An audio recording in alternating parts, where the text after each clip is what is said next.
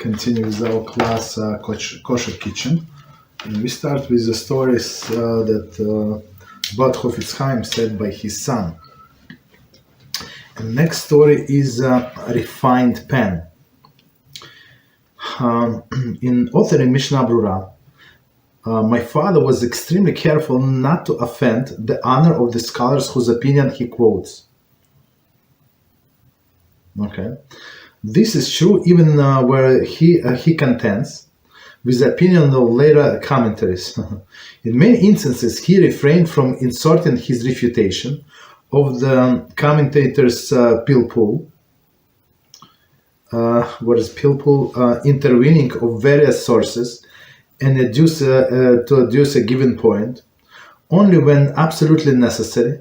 Would be he even right? Concerning such a pilpul, one is not bound by this line of reasoning. Virtually all of the Mishnah Brura is free of any tangential pilpuls, as is often found even in the works of the luminaries. I am absolutely certain that had my father included in Mishnah Brura all that he propounded when searching for the sources of relevant laws, his work would have been many times larger than it actually is. Aside from expense that publishing such a large work would have involved, it was not my father's way to offer lengthy digression, and make known that all of this is genius in the study. It is precisely because he did not include such a material in his work that Mishnah Brura has become universally accepted, for everyone knows that this work contains nothing but practical Halachah.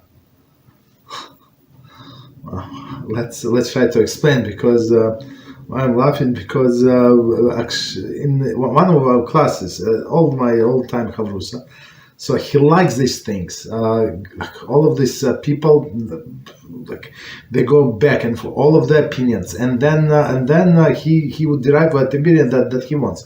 Even when from the sources, it's look exactly opposite. It's very interesting. Okay, so Chofetz Chaim was not like that. So let's try to read from the beginning.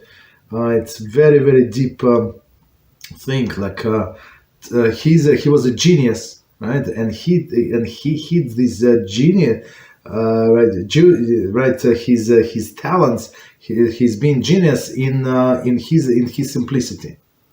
Meaning that he would take pilpul. Pilpul, it's like back and forth. Well, not back and forth. The person would get all of the opinions and try to see, qualify. Is it good opinion? Not good. Is it valid opinion? Not valid opinion. Why is it not valid? So, and when person is like that, gives you this speech, you see the genius and you try to follow, just to follow, and sometimes it's not so simple. Right, and but Chofetz Chaim would hear it, right, because he did not want to offend the honor of this poskim, right? So, and inserting his refutation, yes. So meaning that he could have said, yes, I look at this opinion and I think it's not like Halachah is not like this because this and this and that. Okay. So meaning what? So only in some cases when he had no choice, so he when absolutely necessary, he would even write concerning such a pilpul. One is not bound by this line of reasoning. So very, very, very, very simple, right? And Mishnah Brura, when you learn Mishnah Brura, it's very clear, very, very simple language. Very straightforward, and this is the genius. This is the genius, and yes, he said it was accepted as Halachah by many, many people, universally accepted. Okay, some people try to be original and go by I'm not going to say by different book, but we go by Mishnah Brura. Okay, so he was very, very humble person. Right. Okay, so we stop here. So we continue. We continue today with kosher kitchen, and we on what topic? We on this topic of koshering for Pesach. Okay, and we go through all of these kitchen items, and the next item is number 6, the pantry and kitchen cabinets.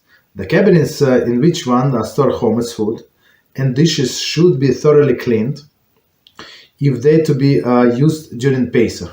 Okay, so meaning this cabinet. So, but usually people just lock the cabinets. Lock meaning you put a piece of tape or something, like this masking tape, or make sure don't ruin the cabinet, or just put some take a piece of string or something like to tie the handles together. So in order for you not to open, and that basically this is enough. This is enough. Okay. So for example, we never use the cabinets. Period. On Pesach. So everything whatever you need is on a counter. We would put extra table, right? So extra table, and keep all of the foods in the boxes under the table or on the table. That's it. So not to use the cabinets. Of course, we would wipe it, not clean it completely, but wipe it. It's not there is a real chametz there. So if something was there, a pasta or something, it was in a box. It was not a spread, on a shelf itself. And even dishes, all of the dishes are clean, right? So we just keep it there, and that's it. Okay. But if somebody wants to clean, I mean, it's not necessary. Okay. So again, the cabinets in which one store chametz food and dishes should be thoroughly cleaned when if they to be used during the Pesach, right? After the cabinets are cleaned, they require bdika. This must be done at night in a good light. So let's see the commentary. The bdika can be done early than evening Pesach night. Many are lenient to do so, and do not do bdika on their cabinets based on Sharei Teshua. So we, in my house, we don't do bdika on this cabinet. So bdika means searching for chametz. Okay, so we just clean, so there is no chametz, and whatever chametz we have, we sell it. That's very simple. Okay. I mean, if you open all of the cabinets and move all of the dishes out, so in order to perform correct bdika, so you have to move everything out. And plus, by this time everything is koshered. So even if something inside, some dust or something, I don't know, or something for whatever, and then you put it on your counter that was kosher, so it's a problem. Okay. Continue. So okay, so and of course we can do search for chametz if needed before that night. So night on the 14th. Okay. For example, a person is going away. Okay, so he knows that I'm not going to be there, and it is a month before one month, 30 days before Pesach. So you can search if you're living now, and for I don't know, for business trip, this for 3 weeks, 4 weeks, you're not going to be home. Yeah, I mean, you're not going to return until after Pesach. Let's put it this way. So you can search before. Okay. After they are cleaned, they may be used on Pesach. Okay, so meaning cleaned. So I mean, there is nothing. There was no food not hot food, nothing in the cabinet. However, many have a custom to line the cabinets that to be used on Pesach for Pesach food and dishes with paper. Okay. If the cabinets will not be used, they should be cleaned and sealed. Okay. So sealed, commentary. If one wishes to avoid doing bdika on these cabinets, they should be included in a sale of chametz. Right. So meaning what? On the form, for selling chametz, you have to say where your chametz is located. Exactly. Right, so you can say it's in this cabinet. It's like in the top cabinet, top left cabinet, and lower left cabinet or something. Right, the one that by the sink. Or no, you can describe, and then plus you can have all of the cabinets, the chametz that I have on my kitchen in all of the cabinets.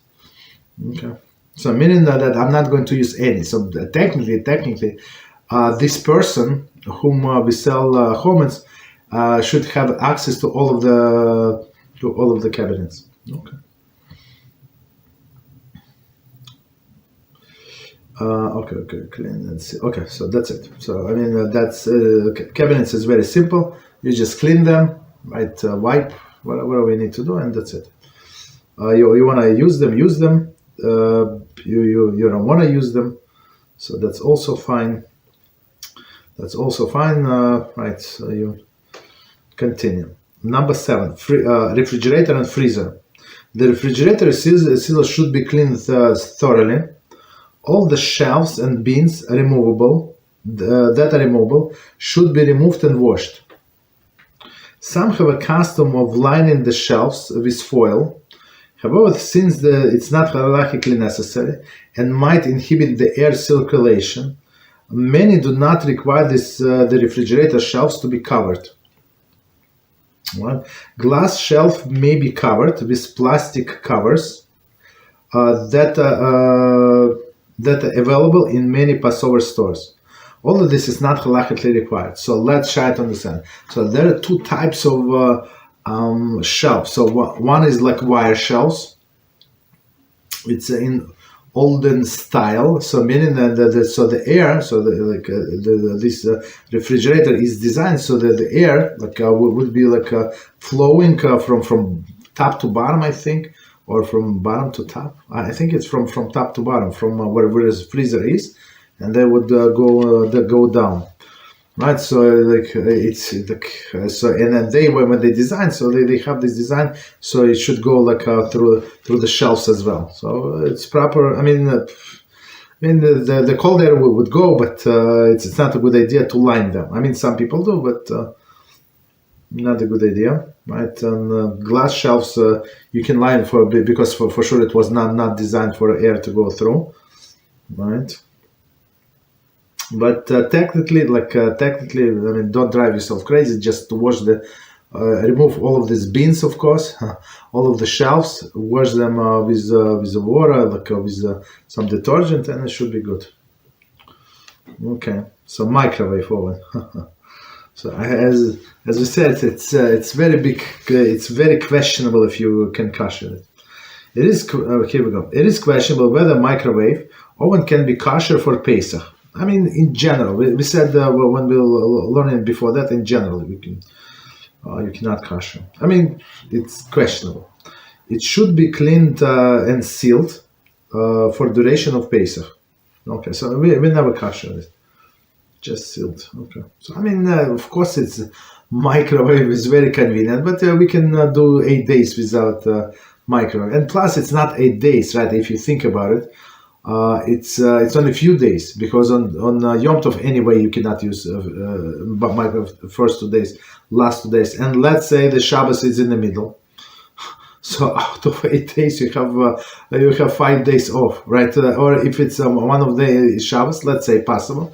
So anyways, it's going to be not 5 or 4 days, 4 days we can survive without microwave for 4 days. Even if person would go by this lenient opinion, it's too much work. It's too dangerous. You can damage your microwave. Okay, so continue. General Kashrut principle regarding microwave. Okay. So it's like in a gray box, meaning it's very important. Okay, so how to kosher microwave? Preferably, one should not purchase used non-kosher microwave even for year-round use. Okay, so but today they're so cheap, these microwaves. It's does not make sense to buy used one. Okay. And plus, I mean, you use, of course, you can buy, people can buy used one very cheap, very cheap. Okay. When somebody is moving out to different apartments, something there, yeah, they would sell you like for $5, $10, $7, like so for something, just get some money. Okay, so preferably one should not purchase a used non-kosher microwave, even for a year round to use. If purchase says a home with a built-in microwave, it may be kosher by thoroughly wiping and cleaning all the inside surfaces. One must be careful, go thoroughly and clean all all area near the vent. Right, so that's the biggest issue, right? Because it's not so simple to clean there. One must be careful. One must be careful to thoroughly clean the area near the vent. Okay, sorry, we said that. In the vent, if the vent cover can be removed, one should clean behind the cover. If cannot be removed, one should spray the strong cleanser through the vent.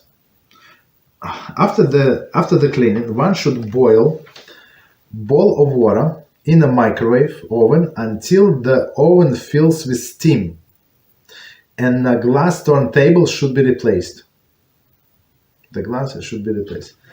Okay, so let's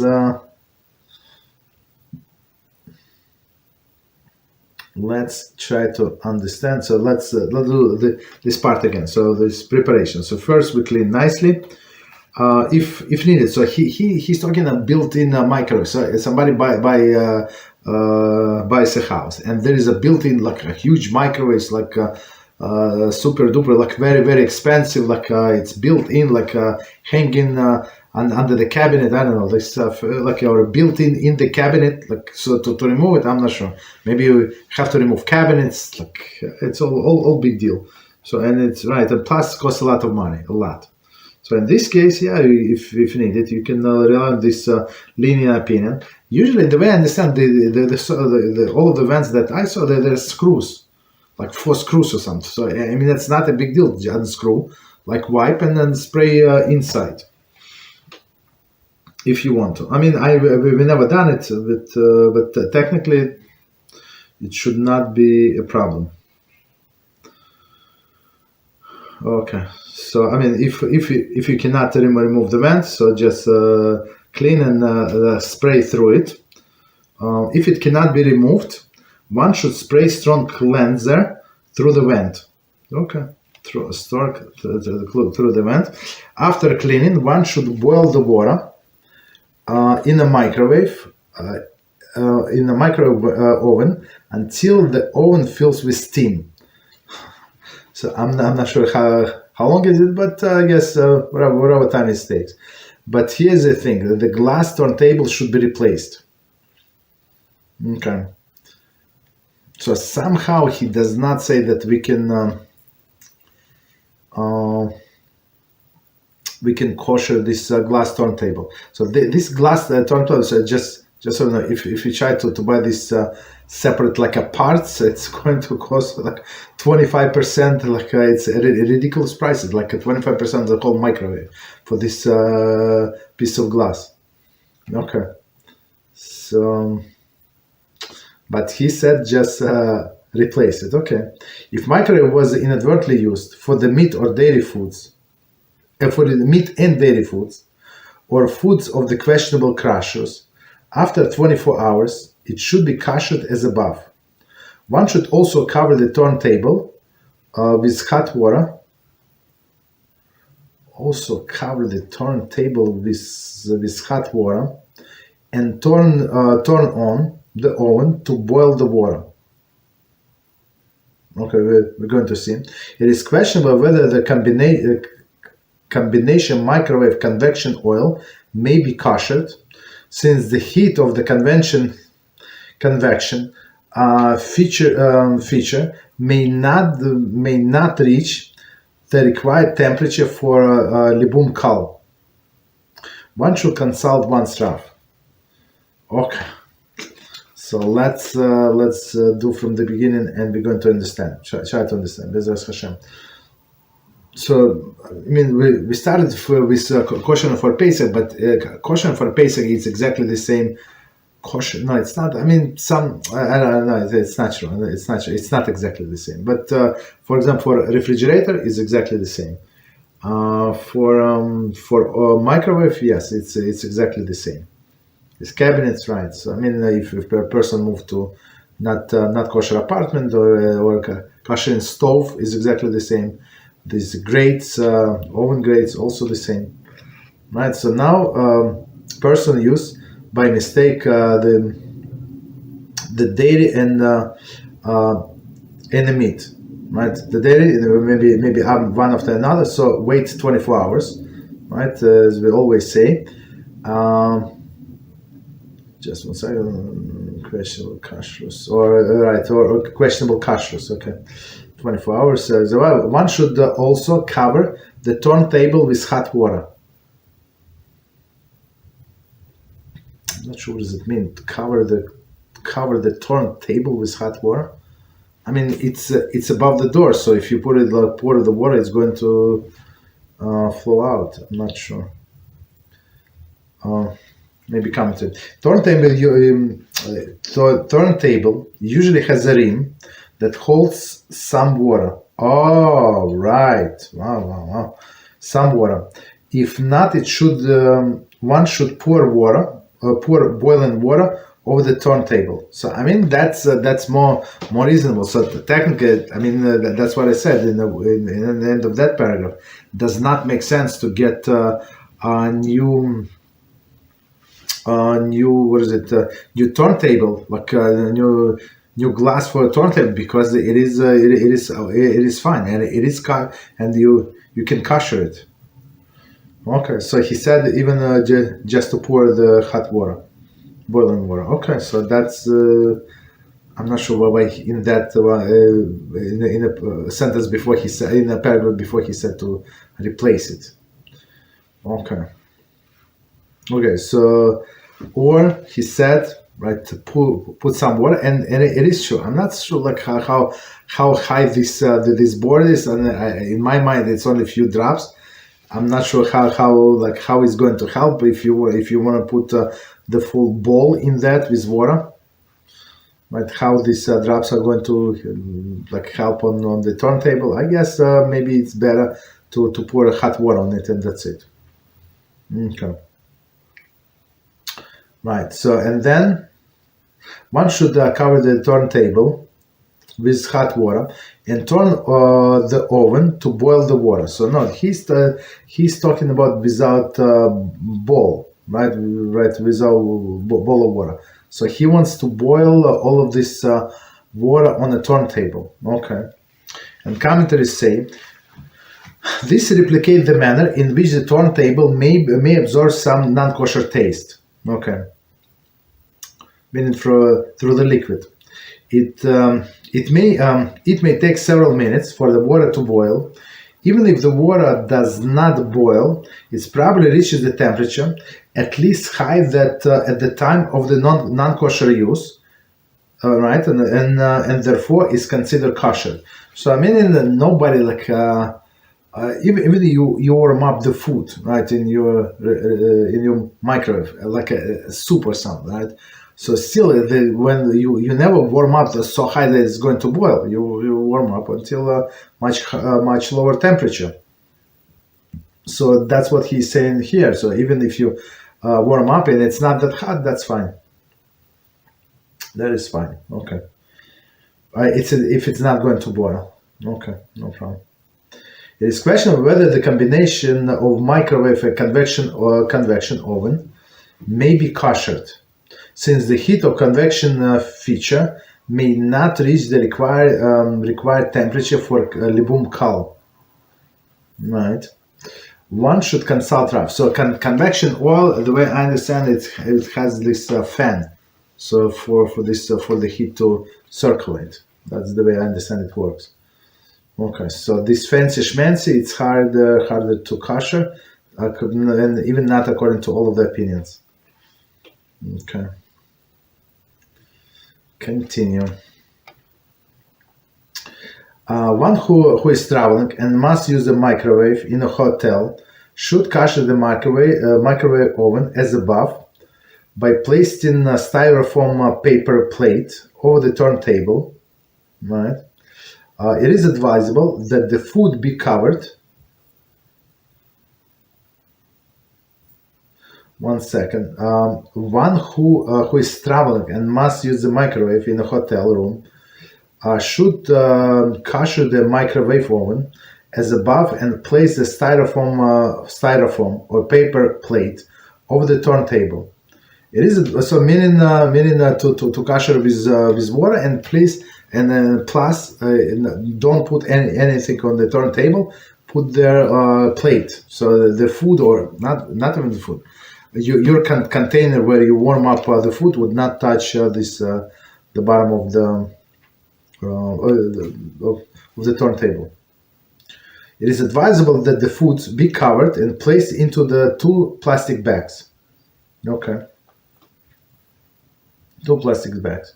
So in commentary say this additional precaution is advisable since the method of kashering in the microwave oven may not be effective. In addition, as opposed to the home microwave, inadvertently used for a wrong type, motel microwave is completely treif.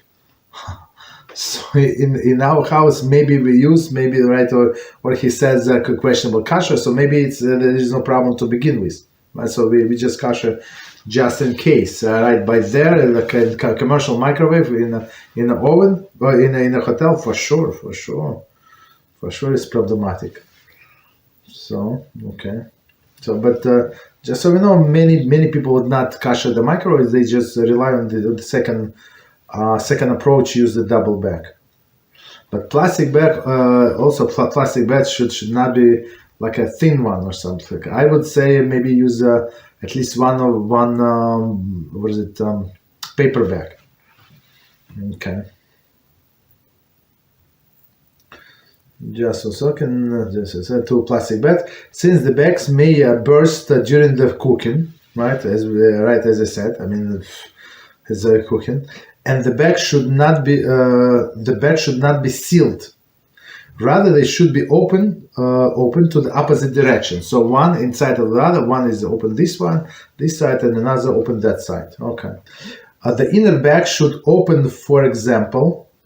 The inner bag should open, for example, to the left, and the outer bag to the right. Okay, no problem.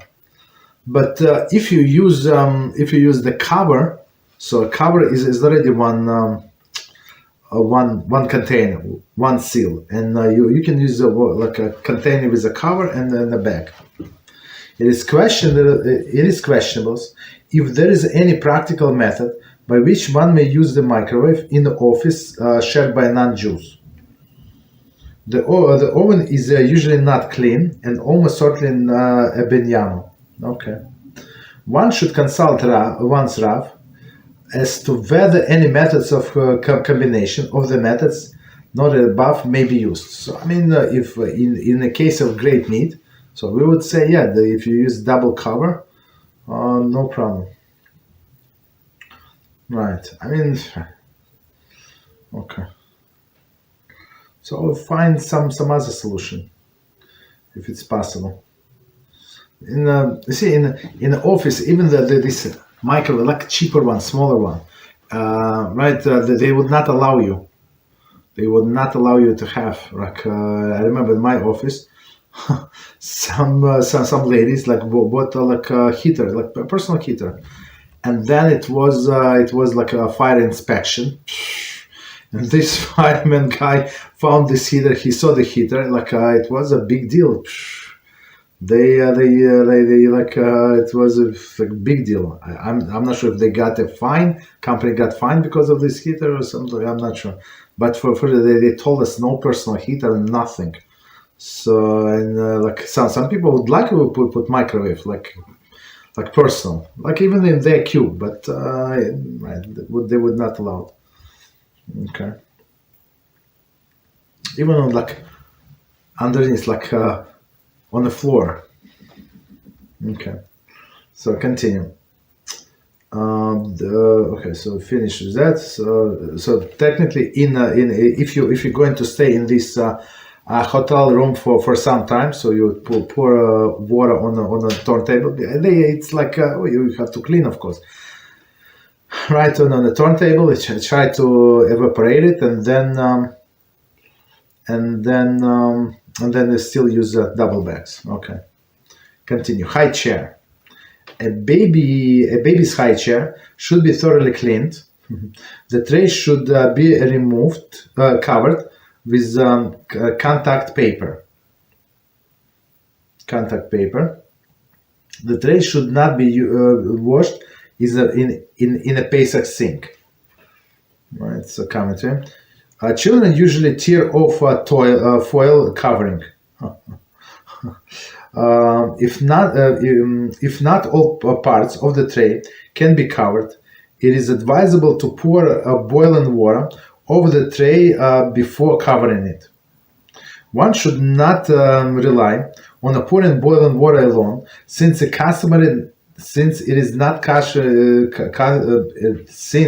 customary not to kosher plastic for Pesach. So plastic for Pesach, we said, according to some opinion, yes, but majority opinion say yes, no, and then like in this case of Highchair, and they're going to cover anyway.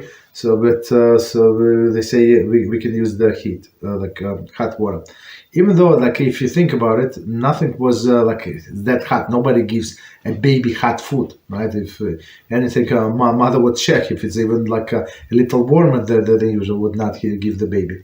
So to say that it's absorbed the taste of the homage, I would not say, but which just trying to be on the safe side. Next one. Next one is a table. Any table upon which one eats in a kitchen, in dining room table, should be washed thoroughly and covered with a heavy waterproof covering. Right, the table that is opened and extended with additional leaves should be opened, and all crevices should be thoroughly cleaned. I mean crevices. Okay, so the table, people usually don't put anything like hot food on the table. Usually, I hope, right? Usually they don't, but still we can wash as much as we can, and then do the table covering. But I mean, even if you would not say usually people put tablecloth different on Pesach. So, I mean, that's only normal. Okay, but he said if you have a leaves, so leaves if you have an extendable table, there's extra things sometimes people have one leaf, two leaves to make it very long. So yeah, so we have to open up and clean between them because some food may fall between the leaves. But even if a person did not, I mean, we're trying to. But even the person did not, for whatever reason, so I mean, nobody is going to eat that food. Even if you find a few crumbs in there, so are you going to eat it? No, nobody is going to eat it. Okay, so that's for these reasons you need this nullification. Of course, we're trying to do the best we can, but as we said in the introduction, so a woman must be smart and not to kill herself, do all the unnecessary things, right? Dishwasher.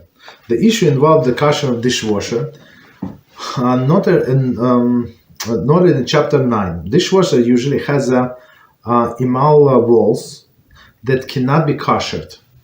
All right, same with the pots, right?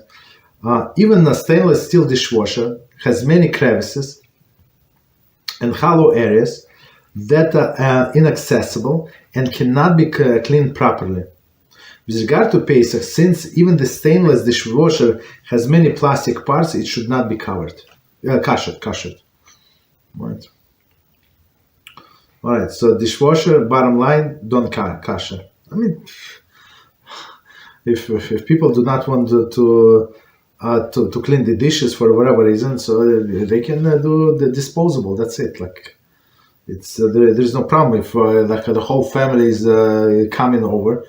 she has like 10 people over, like to, right? So it does not make sense, like to wash all the dishes. Many people do not have so many dishes, right? For two days, like you need a regular plate, you need a salad plate, right? And from salad plate you're going to eat fish. From that you're going to the second meat. Like it's a lot of dishes. I mean, people have so many dishes, but for Pesach, if they cannot do without the dishwasher, it's better than rely on the opinion that it can be kosher. Better not to kosher in your disposable dishes.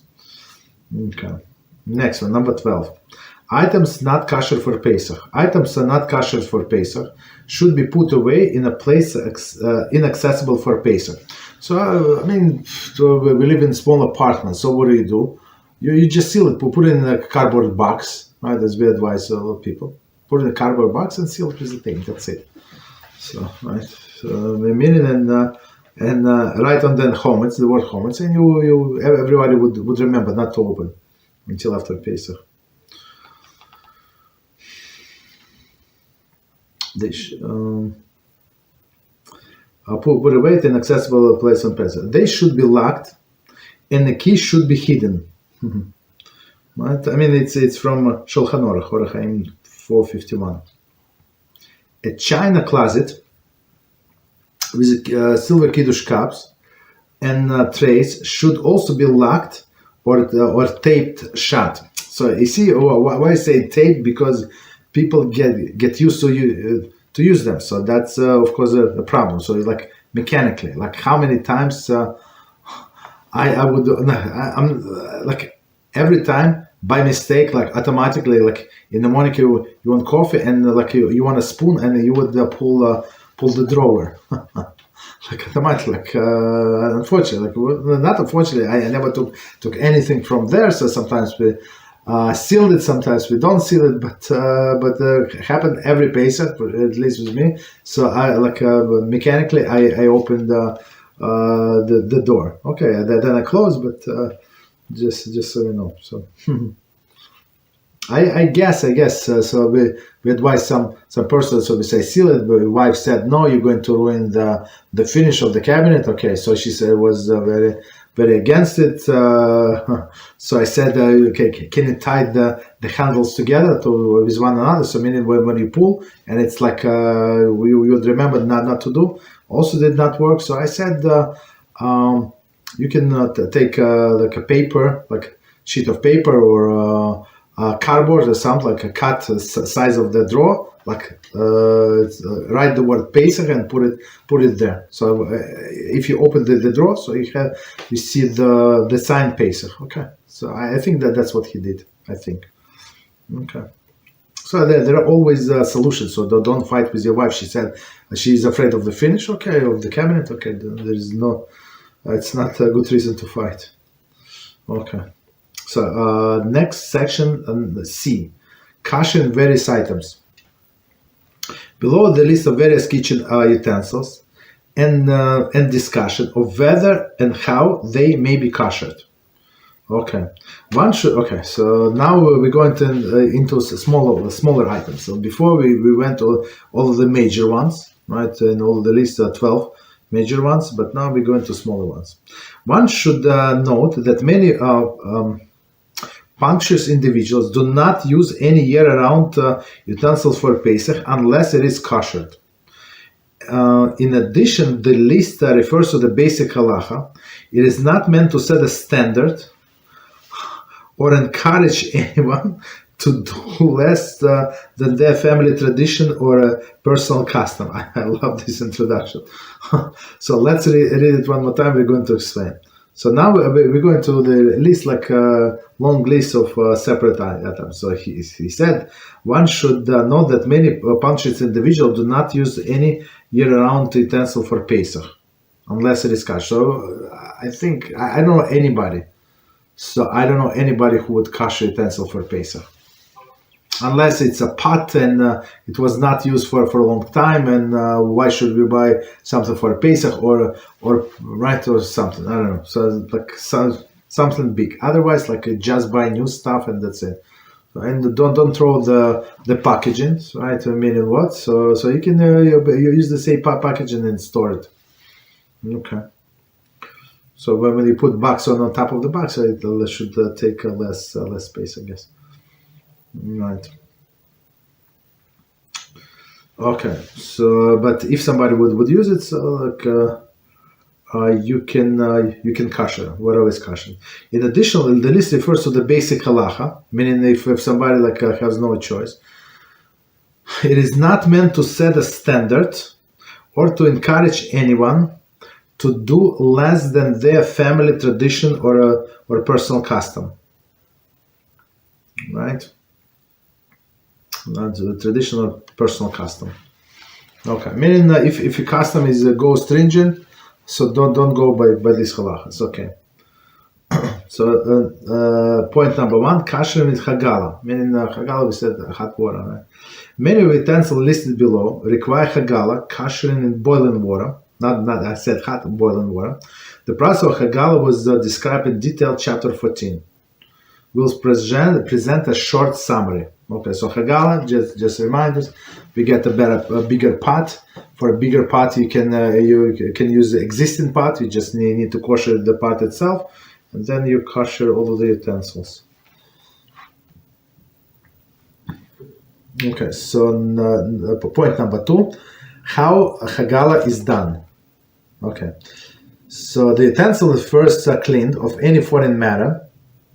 Right, any rust must be removed except the rust at merely discoloration. Okay, so some stains, rust, that's it. It is going to stay. It doesn't matter if you're trying to wash it; it's not going to wash off. Okay, so clean it nicely. All crevices are cleaned of any foreign matter, especially I think around the handles. We said around the what is it? The dump. On the lid, and that's it. One waits 24 hours after the last use before kashering utensils with Hagalah. Okay, so you wash it, leave it for 24 hours, and then you can kosher. After the utensil has been cleaned and 24 hours have elapsed, one fills the pot with water and brings it to boil. The process can be hastened, fulfilling the kashering pot with the hot water from the tap, right, from the faucet, and then bring to boiling. Right, as we said before, one should use water from the hot water tap that was not used for 24 hours. Okay. Okay, so I mean, so even this hot water was not used for 24 hours. Okay, so continue. Okay, so first we clean, then we wait 24 hours, then we bring the oil to the water to boil. We noted above that when kashering for Pesach, it is customary to kasher the chometz kashering pot before it is used for kashering. If one is used a chometz kashering pot for kashering, it is customary to kasher the pots afterwards before using it for Pesach food. It is worthwhile investment to purchase a large, inexpensive pot to be used each year solely for kashering. Okay, so let's go back and try to understand about this kashering pot. So technically, the best way, let's say the best way, is to buy a separate kashering pot, some cheaper one. I mean, it's not like, so the one, the expensive one, that they can last for a lifetime, for 50 years, right? But here, because you use them daily, or at least often for many years. But here, nobody's going to use this kashering pot. It's for one time a year, a few times a year. That's it. It's not heavy duty, so you can buy the cheaper one, aluminum, I guess. Bigger one.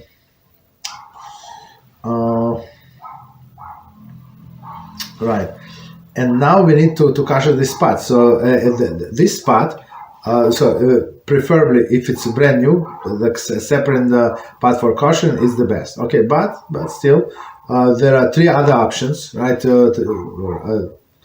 Two other options at least, right? First, you can take a kashering pot, from a regular pot, big pot for Pesach. So now, okay, so it's already kosher la Pesach, and you don't need to do anything. Meaning you just get water and you can kasher in this. But after you finish kashering, it's proper to kasher that pot as well, right? From all of these things that it absorbed while kashering other utensils. Right? Or another option is to take a regular pot meaning all year round pot, be it powder for dairy or meat, doesn't matter. You kosher it. I mean, of course, same procedure. You wash it thoroughly, you wait 24 hours, and then you kosher this pot, and then in this pot you can kosher other utensils, but after you finish, so this pot is not right, so it's proper to kosher again, from this residue. Okay, but the primary kosher is the first one in this pot, not the second one, but the first one, because it was a chometz pot, be it dairy or meat, and then you kosher it into kosher la Pesach. Okay. Continue. Next one. Chometz pot is if chometz pot is being used kashering. For the use of kashering pot, it should not be used during the previous 24 hours. Okay, I mean, I already said that, so okay, we got it. So I mean, we said the different option. You take new pot, you take a Pesach pot, or you take this chometz pot. So chometz pot, they call it chometz pot even if you don't use it like specifically for chometz. For example, this dairy pot. Right? Does not necessarily that you use for chometz. If you only boil milk, the cheese in there, cottage cheese, I don't know, whatever people do. Right? But we still call it chometz, just so you know. We call it chometz, these pots chometz, not because they were necessarily cooked chometz in there, but because they are not, they were in contact with other dishes that were used for chometz. So like something like that. Okay, so continue. The water should be kept at boil throughout the Hagalah process, right? So it's proper, as we said, to have a lid and until you rinse it, right? So for example, you dip something, you go to rinse and cover the pot, so let it get the temperature back, right? So it must be continue boiling. So if it's continue boiling, for example, right? So you can like insert multiple pots, multiple utensils, whatever you need to kosher, right? But it still must continue boiling. Okay, continue. Next one. All surfaces of utensil must come into contact with the boiling water, but not necessarily at the same time. So that's a big discount for us. Meaning what? That you don't need to get such a huge pot. So we have huge pot. I mean, like that's what we wanted. Like not to be in parts, but most. I mean, still like a big like frying pan. Of course, it's not going to fit there completely. So you do one side and then you do another side. Okay. So as he said, it's not necessarily at the same time. If the utensil is too large to submerge in the water at once, one may insert one half of the utensil, remove it, and then insert it another half. Right, exactly as we said. If it has like a big handle or something, okay, so that's fine. When kashering many utensils, one should wait until the water returns to the boiling before adding additional utensil to the kashering pot. So that's what I said. Keep the lid as often as possible. Right? You're doing something else, cover it with the lid so it would be boiling, would start boiling again. Right? Otherwise, you must wait. So that's why, like technically, like you need to dip it for a few seconds. On one hand, but on another hand, if the water temperature is going to drop tremendously, and now you need to wait, I don't know, another 3-4 minutes until 5 minutes until it start boiling again. So that's a problem. Okay. Dish utensil. Okay. Continue. One should keep the utensil in the boiling water for a moment, and then remove it immediately. Okay, so don't right? Well, why we should remove it immediately? Otherwise, if you're going to keep it in what is it in the water longer, so we're afraid that the taste would be reabsorbed into the utensil, and then it would be impossible to get it out. So this process, of course, I mean, it's a physical process, but it's more spiritual than physical, as we understand. So one moment is enough. Okay. Continue. Immediately after kashering, the utensil is rinsed in cold water. So that's what I was referring to. So okay, you're ready to rinse with cold water. So cover the lid, and it's probably to have two people working together. It would be much more efficient. Next one. When kashering a few small items, for example, flatware, one may they may be kosher in a small pot with a handle, meaning one handle, meaning put it there. It's filled with water. Then you take, I think colander is better, but he said small utensils. Okay, no problem. But something like basically this, the goal is that all of the water is going to stay in a pot. I mean, you can do this with a pot with a handle as well, but okay. Whatever works. After kashering, one removes the pot from the fire and pours out the hot water and fills the pot with the cold water. Okay, so that's procedure after we completely finish kashering. So they have to pour out this water. It's a lot, so we have to be careful. Sometimes it would be very heavy, so we can do it partially, like with some pot, and with this pot with the handle. Like pour one time, two times, and then when it's not so heavy, so you can pour out everything. Right, and he said, and then fill it with cold water. Alternatively. So we're afraid that this kashering pot is going to absorb all of the taste that was taken out by this water. Alternatively, one can place many utensils into the basket and lower the basket into the larger boiling kashering pot. Okay. After kashering is complete, one removes the basket and rinses the basket with utensils in cold water. So rinsing, we say, I think after the fact there is no problem because since it gave out all of this, the taste is not going to reabsorb when it's not in the water. But we say to be on the safe side, it's proper to rinse them. Okay, so with cold water. Utensils, for example, kiddush cup, tray, should not be piled in a basket, one on top of the other, since their weight may prevent the water from reaching the surface. Okay, so I mean, makes sense, but even with a flatware, like it's when it's lays on top, one on top of the other. So and still the same issue with in a mikveh. So what I do, I'd go up and down, and it's like it's flowing in the water, and it's the water is going to go everywhere. That's what we do. Okay, so utensil kiddush cup piled top. Since the weight may prevent. Okay. So I mean it makes sense. So if you want to do it in this basket, so make sure that there is water goes everywhere. So how, as I said, like one of the solutions. Continue. One who kasher the set of flatware in a basket may put all of the flatware into the basket before putting into the boiling water, and agitate the basket while in the flatware is submerged.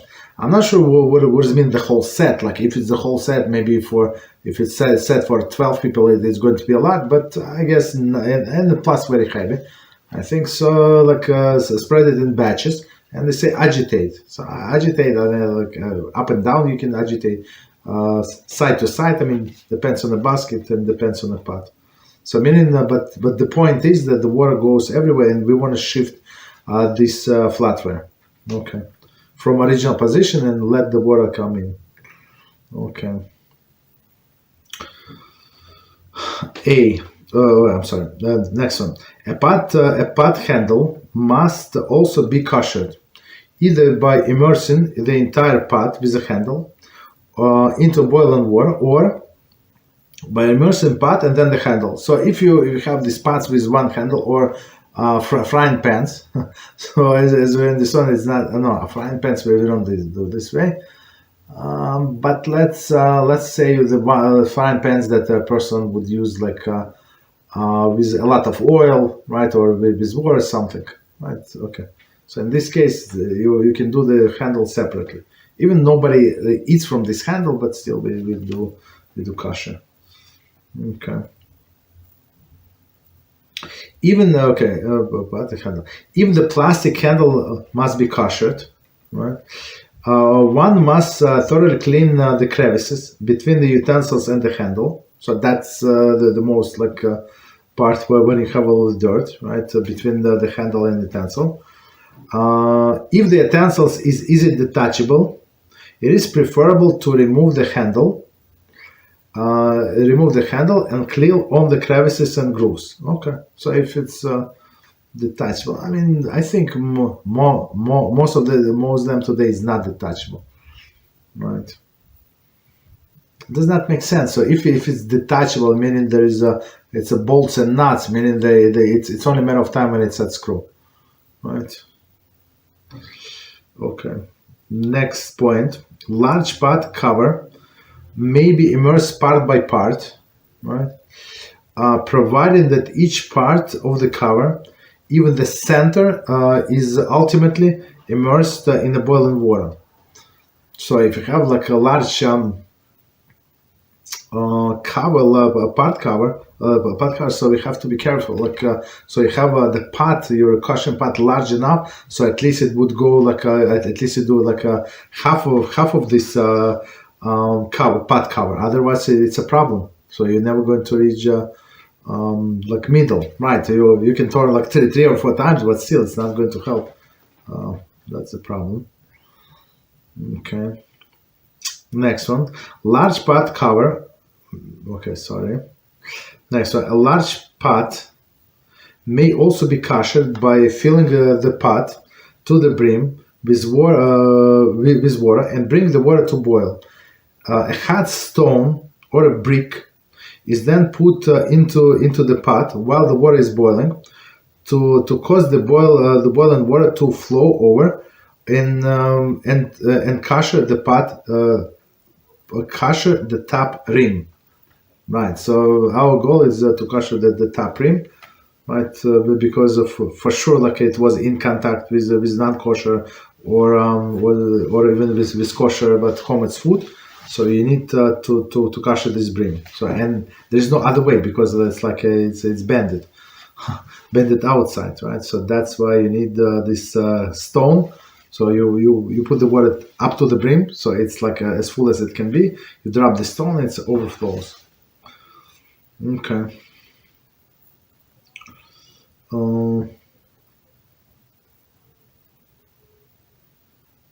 It is customary to rinse a utensil in cold water immediately after Hagalah.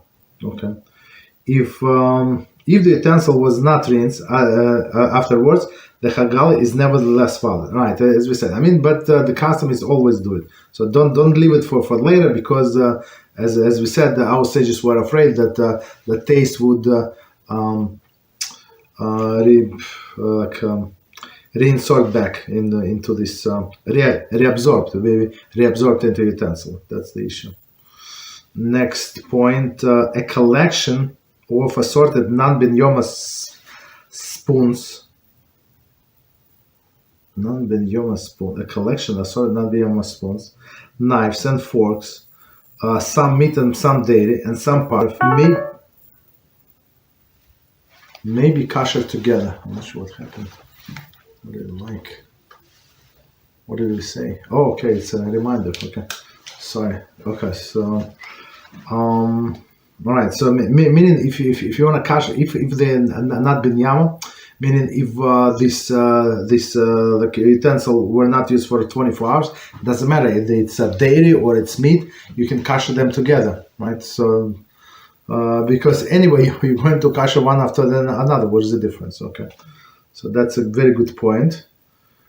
Some kosher together, either the meat or dairy pot in the meat or dairy pot, if it is not binyama. Okay, continue. So and the pot should be not binyama. Okay, so meaning free of free of use for 24 hours.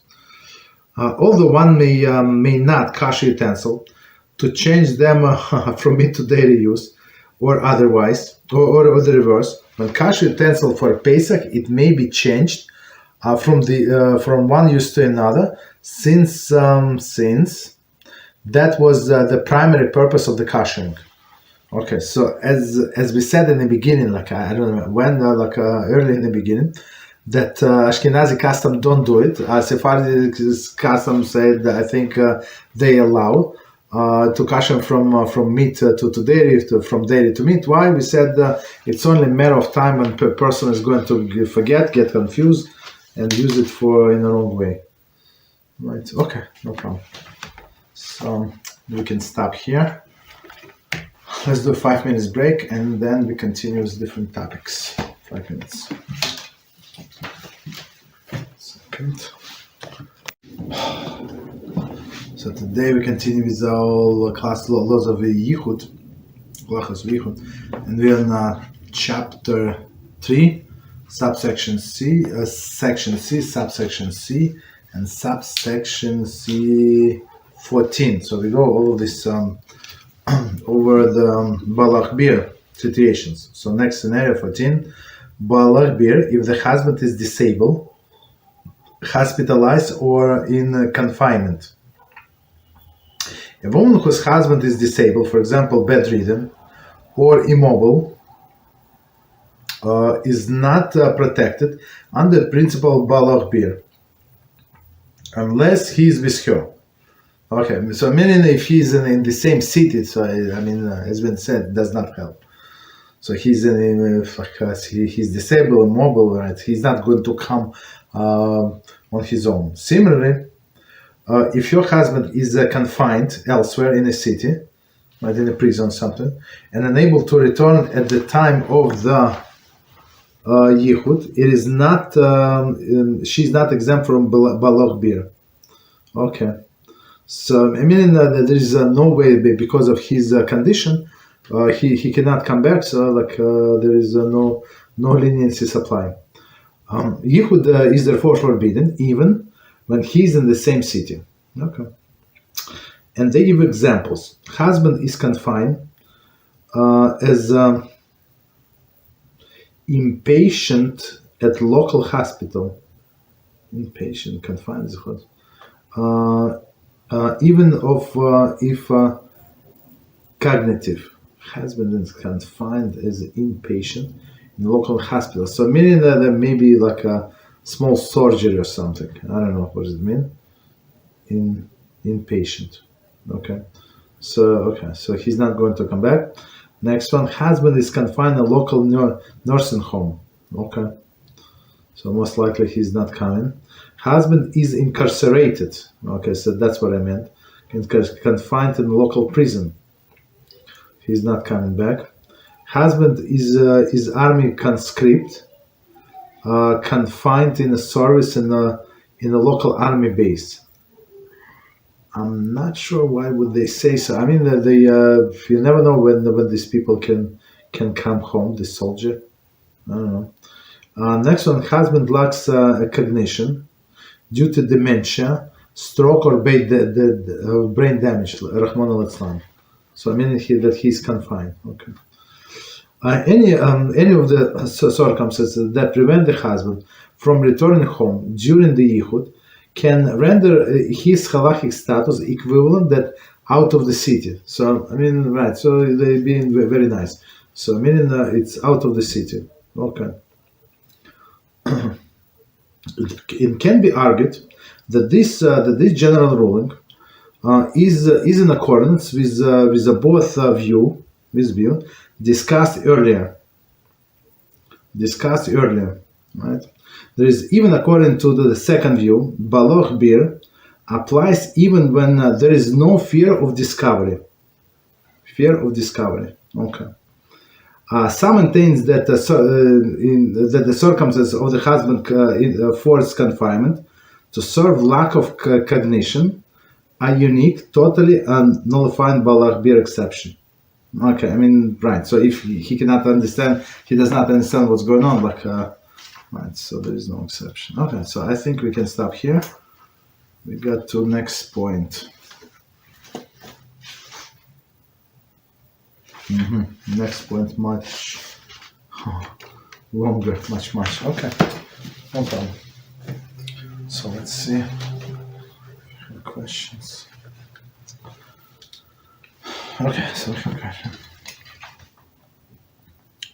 Okay, so first question from today. I said a question about on Chumash. Okay, I wonder why HaShem sent angel to tell Avraham Avinu that he would have Yitzchak, since they would have find out soon anyway.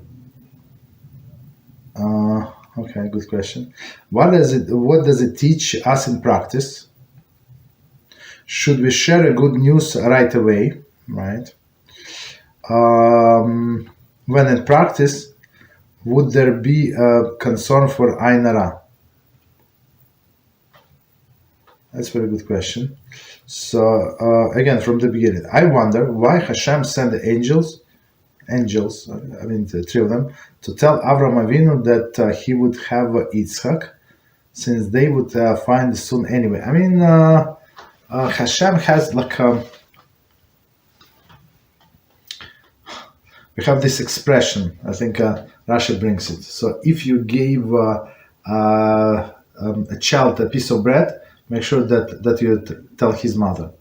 So meaning if you do something good for some people, so you let them know. So because people sometimes they do things in secret or semi-secret for somebody else, and then that somebody else of course did not know or did not appreciate enough. So and then they get upset at that person for no reason, because in their mind they did so much for that person, now they're upset.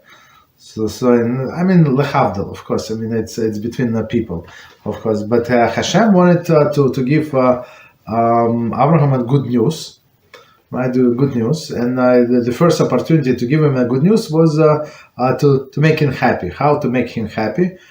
Through giving one more opportunity to do mitzvah, meaning to hosting guests, and that's what he did par excellence, as we know.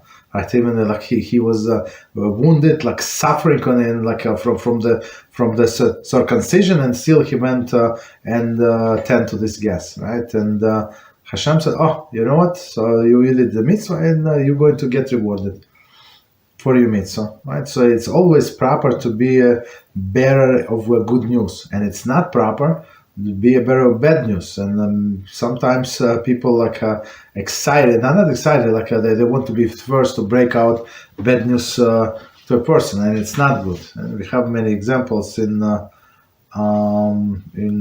Torah, actually.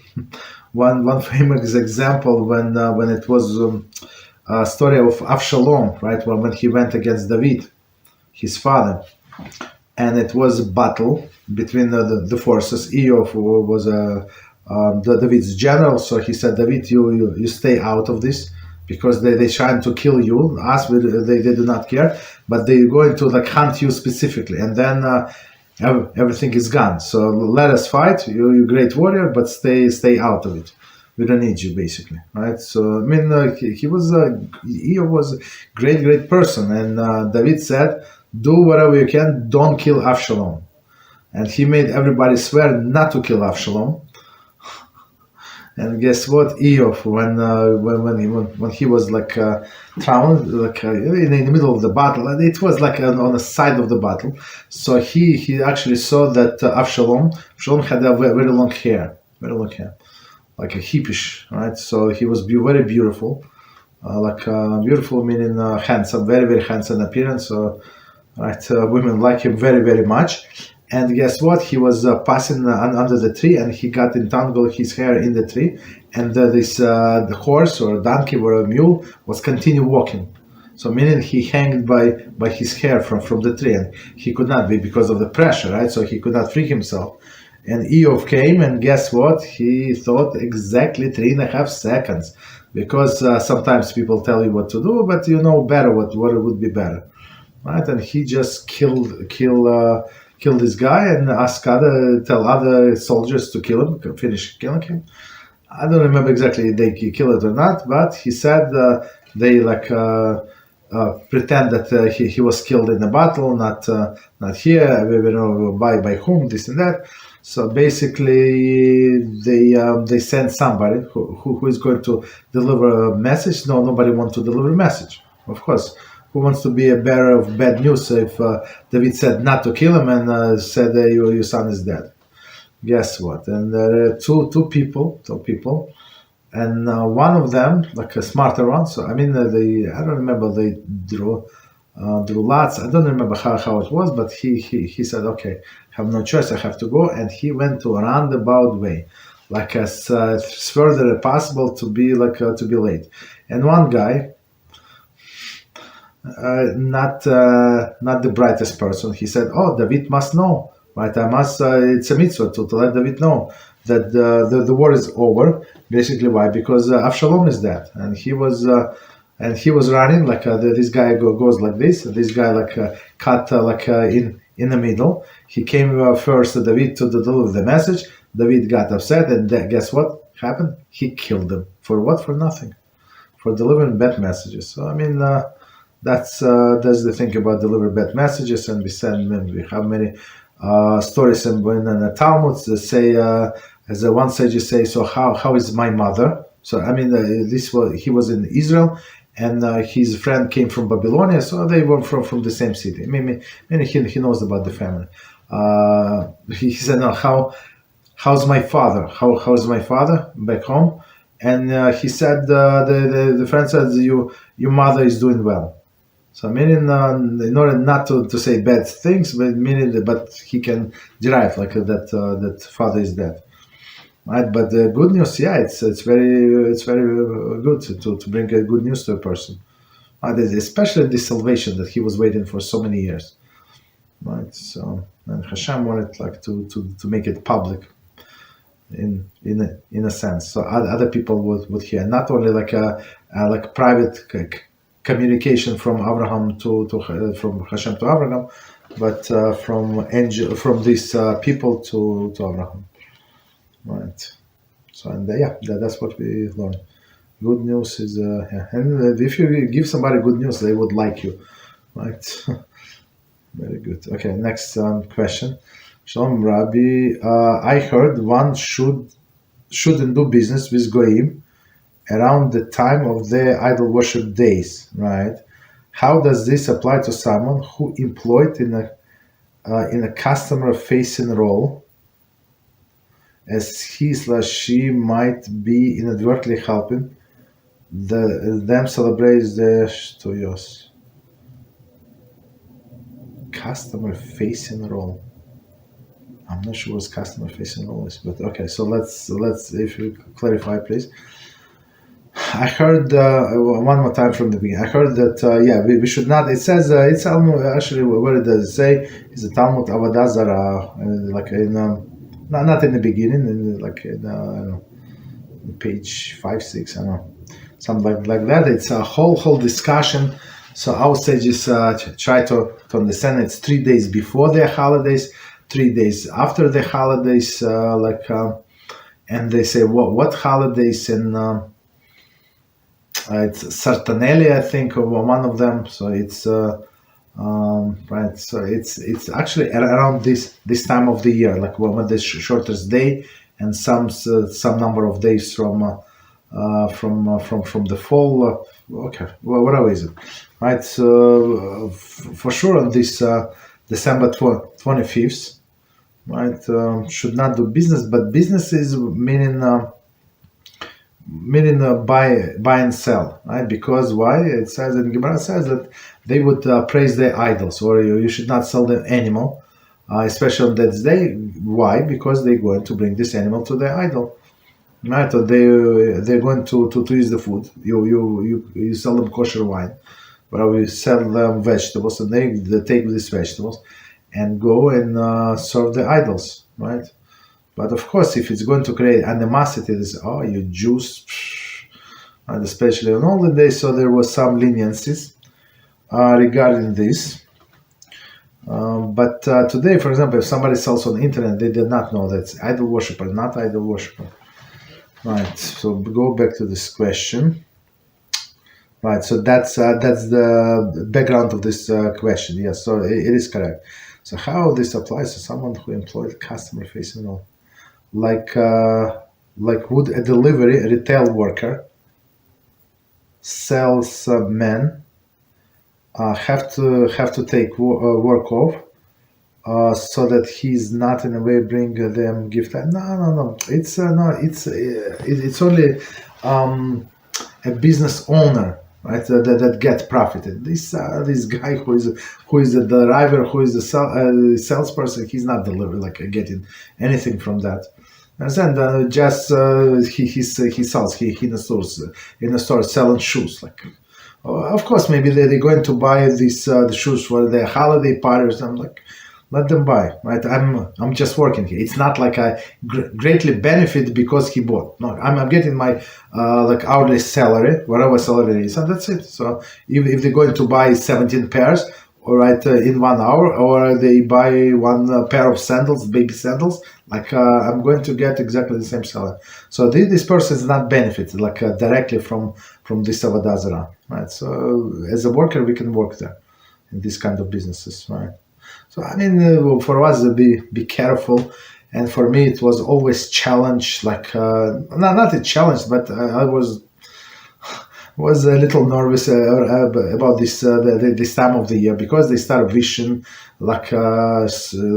especially the Happy New Year, right, and stuff like that. So I was shy to not to be there. I would stay extra work, extra. Was it half a day? December 31st, I don't remember. Maybe it was, I think it was, half a day in stock market. I think it was half a day. Right, so I would stay a little over, until everybody leave. We'll go to the restaurant, go outside, do my business, whatever, right? Not to be there because they hug each other, wish all of these things to each other. So but everybody would leave on time, so that's good. So that I would come back and do whatever I need at my work, right? But not to answer. So try not to answer Happy New Year. Because the New Year is the idol worshiper holiday, and right, other things as well. Okay, that's problematic. So hypothetically, what if a person would get a performance bonus or the commission? I mean, right? It's not because they bought. That's not the problem. Not the problem. Performance bonus. So even guess what? So usually, our company was sold several times, and it depends on who was the buyer, who was the owner. So they have different rules. So in one company, in an original one that was had part of for many years, they would give bonus at December, closer end of the year. But this end of the year, it was it's not they give you the holiday bonus their holiday bonus, right? But it's not, because it was for performance for all year. So it's not for these specific holidays, but because of how you performed that year. And then in the last company that bought us, So they were actually very smart, and they would give us a bonus not the end of the year, but sometime in April. I think after they closed the books. I don't like whatever reason, April or March. I don't know. So or February, something like that. So because why? Because they figure some people would work until the end of the year, collect their bonus, and switch jobs. So I mean it's very interesting. So they give bonuses later on. Okay. So but it has nothing to do with that specific commission. So right in general. Next question. Rabbi Reuven from Rabbi Reuven Shlita that Goyim can have Chokhmah but not in Torah, right? I wonder if Goyim can have a binah and daas. It's a very good question. So non-Jews have wisdom, right? So they're smart, as we said many times in this class. So they can run the world without Jews, right? They can have educational system for them, right? The government system, the courts, and they medicine. They're pretty good in this, right? So meaning, as it says in the Talmud, I don't remember which. Maybe it's brachas. Maybe I don't know. I think it's brachas. So it says when somebody comes to you and they says that Jews have non-Jews have wisdom in the math, you believe them. In the physics, chemistry, this and that, and science like astronomy, believe them in everything. But if they say they have wisdom in Torah, do not believe them, because they don't. Non-Jews don't have the special part of the soul. Simply like they're missing this ingredient. Like it's not their fault, they're stupid or something. We just said in the medicine the best, all the astronauts and other like athletes and everything, doctors, many famous doctors, non-Jews, right? The scientists, no problem, right? But not in Torah, not in Torah. So binah and daas. So okay. Binah and daas. It's two different levels. So one level is comprehension, like when you can learn one thing from another, meaning apply whatever you learn from other topics, right? And like in your mind have it like a structure. So when they ask you a question like that you never learn, but based on your understanding and develop it and take it step forward further, so you can give the answer. So that's daas. You understand? So do they have it in not in Torah? Yes, not in Torah. There is, but I'm not sure if the word daas used for non-Torah things. I'm not sure 100%, so I don't want to say. Right? So in Torah they don't. Okay. So next, right. So that's the reason why Jews are not allowed to learn from a non-Jews. So, and plus, I mean Torah. So many concepts they would get wrong, right? For sure, right? So, but non-Jews can teach other non-Jews like Tanakh or something. If it's kosher commentaries, no problem. Okay, so continue. Rabbi Mishnah Avos 5:9. States exile comes to the world because of the idol worship, sex, crimes, murder, and shmirat haaretz. Shmirat haaretz. Okay. I wonder why the sin of not keeping shmittah,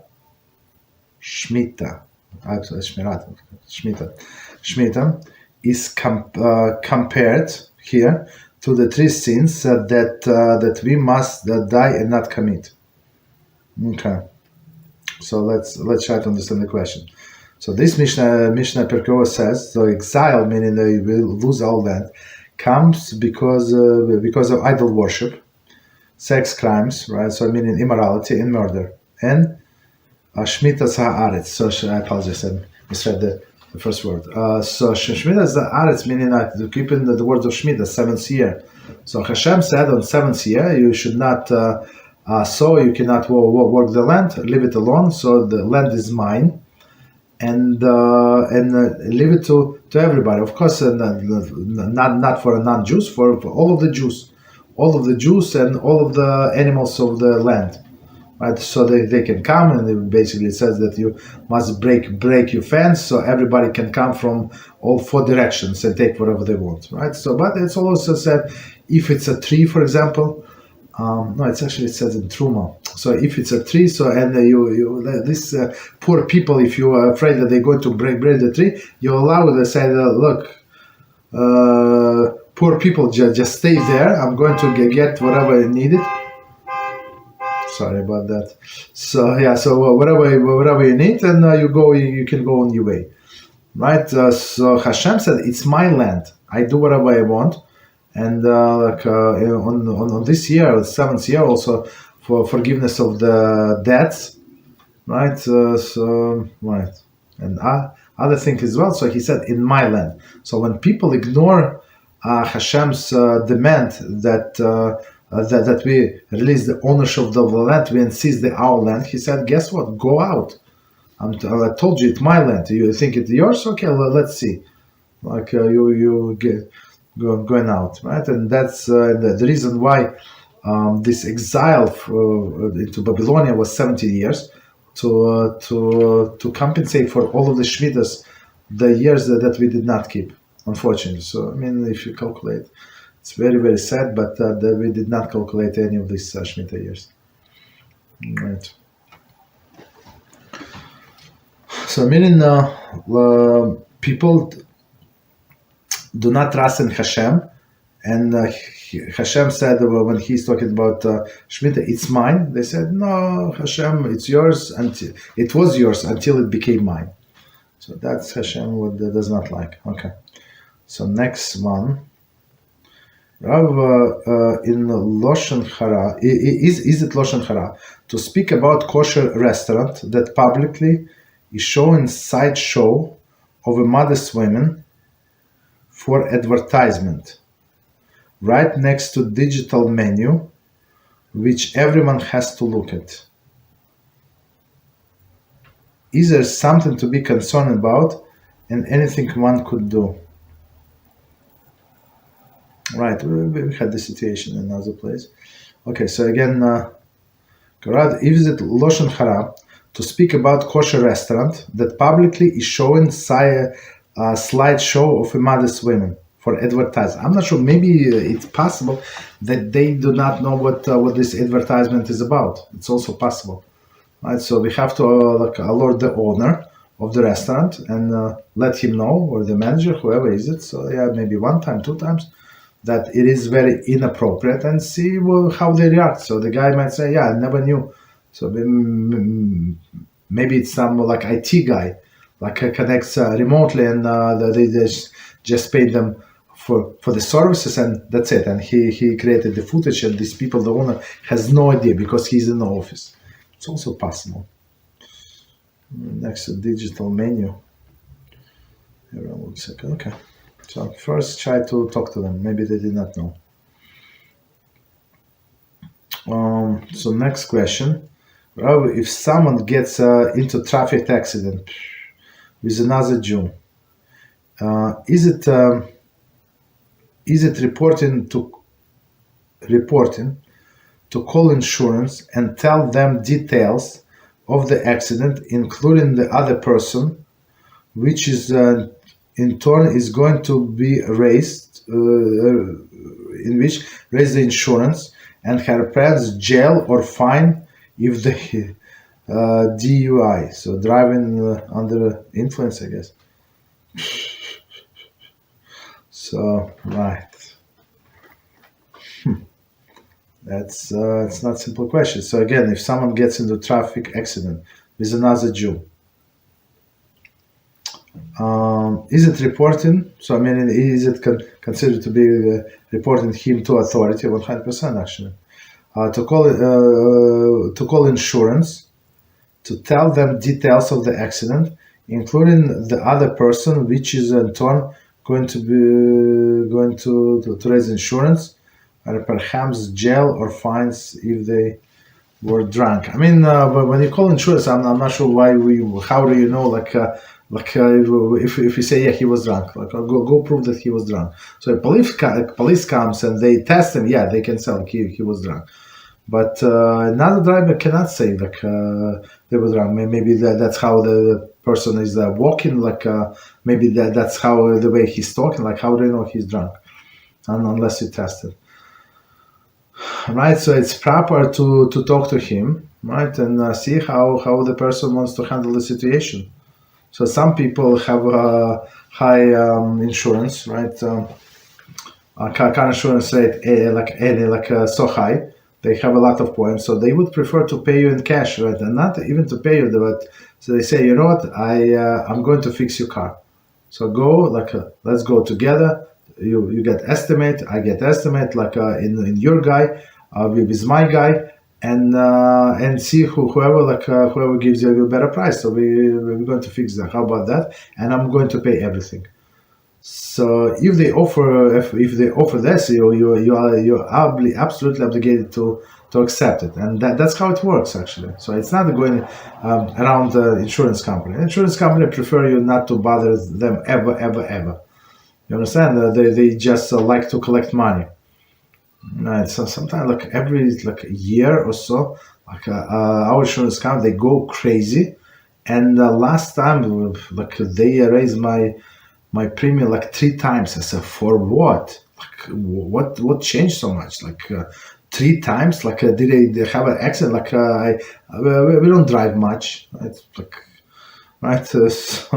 So you have to change. So what they like is just to charge money for premium. They do exactly zero. Right, so meaning if you especially if this Jew is going to get in trouble, not allowed. But if he say, for example, I don't have money to pay, and I don't care to pay, I have insurance. So in this case, yes, so we can go to insurance, or we can offer him to go to the Beis Din, right? And I would say take the number of the Beis Din, call them and see, ask him if he would be willing to go to the Beis Din and see, let them. Figure out, because it's financial claim.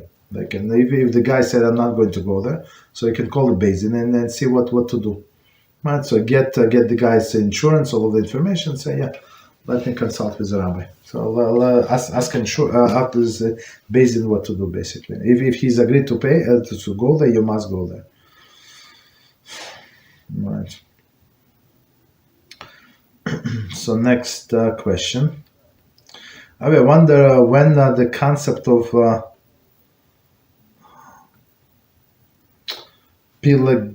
pilagshim stopped. Pilagshim, sorry.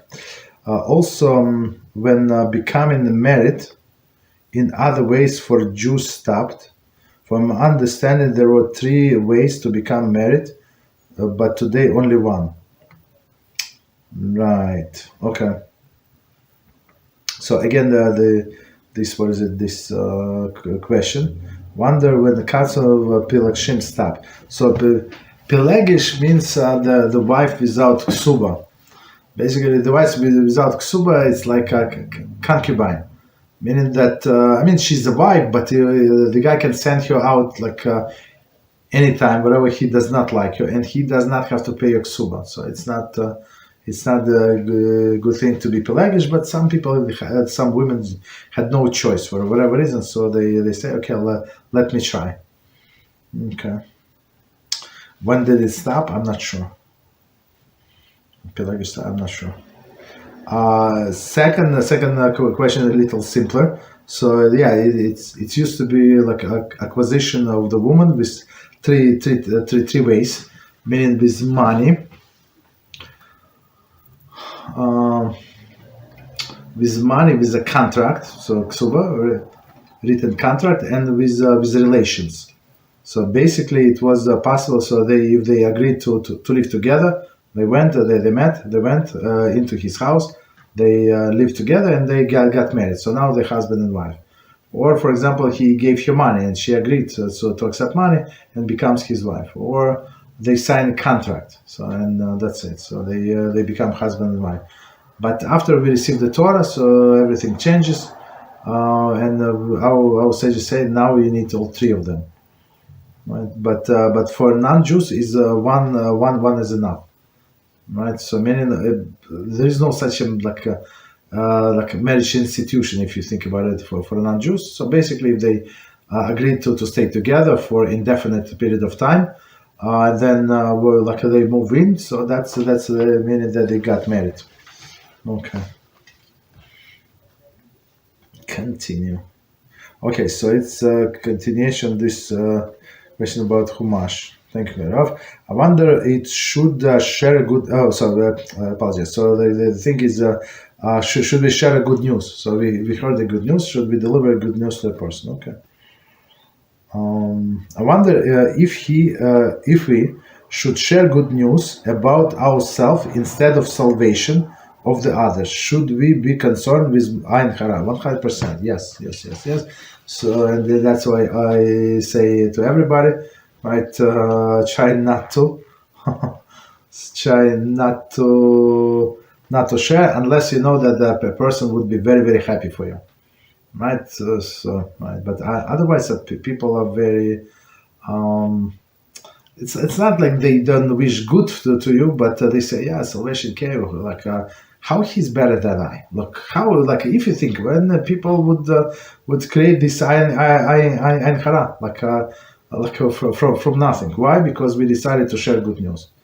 Okay, so I mean, but with people that close to you or would be for sure very happy for you, that's that's amazing. That's right.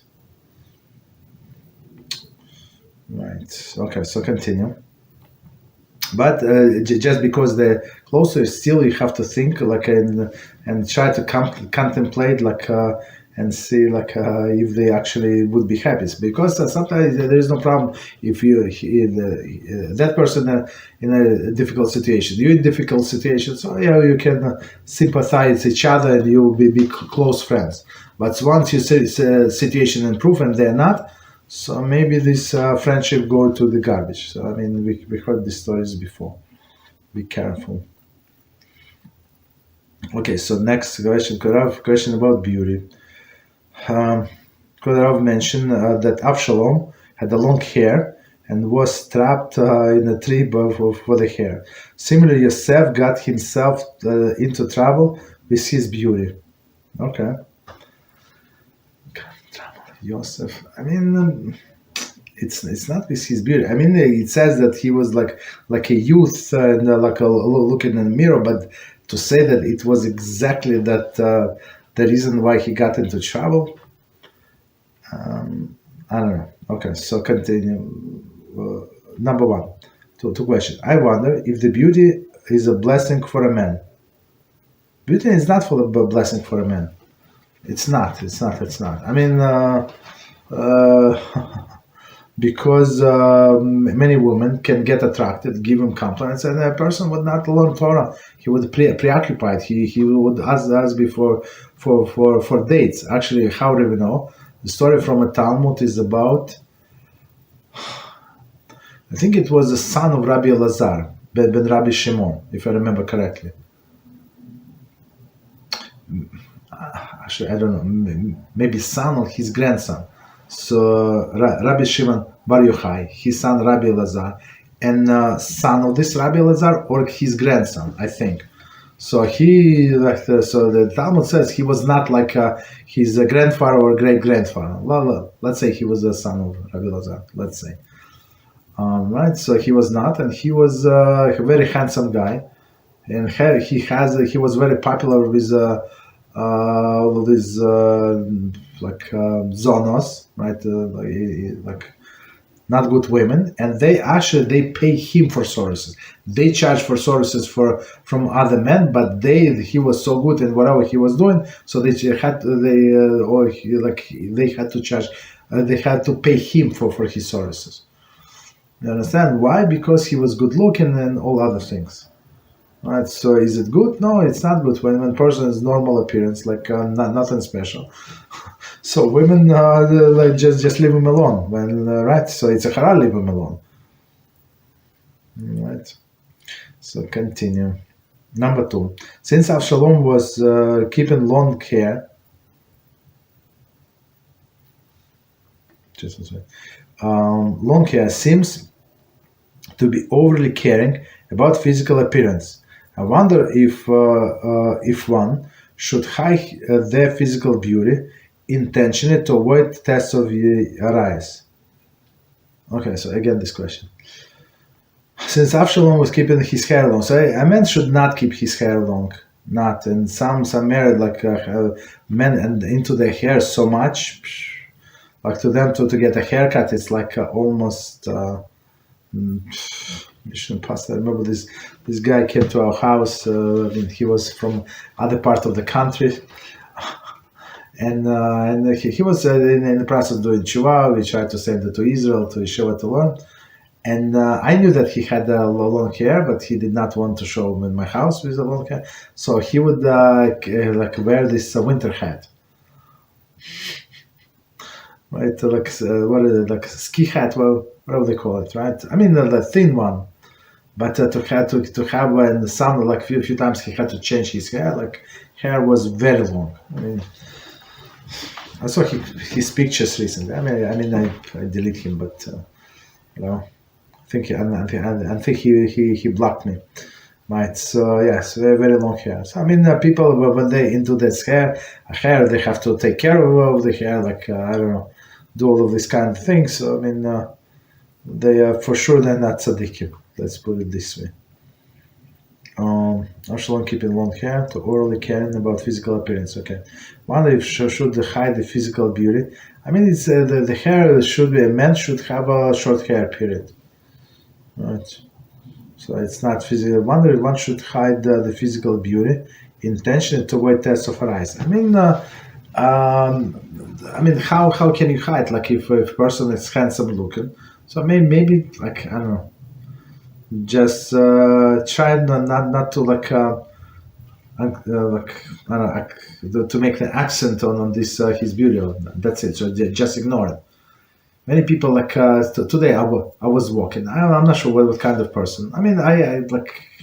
So he was walking. I was passing him, and he was trying to talk to me like hey or something. I don't know. So I just ignored him. So he called me two times, and there was nobody else. Late at night, so I just ignored him, and that's it.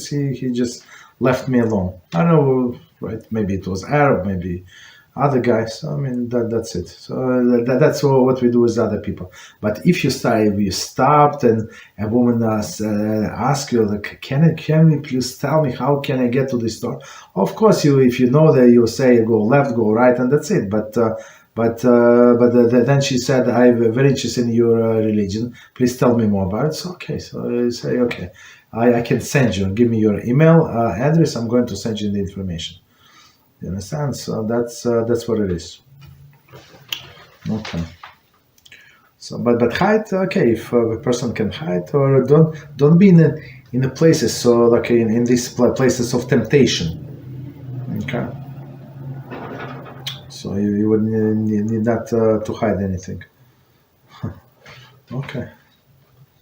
And right, and sometimes not to be in a temple in a place of temptation would you think that you're losing extra time, this and that, but HaShem is going to compensate. So don't worry. Don't worry. Okay. So next question. I have a general question. I wonder what is the punishment for using drugs according to the Torah?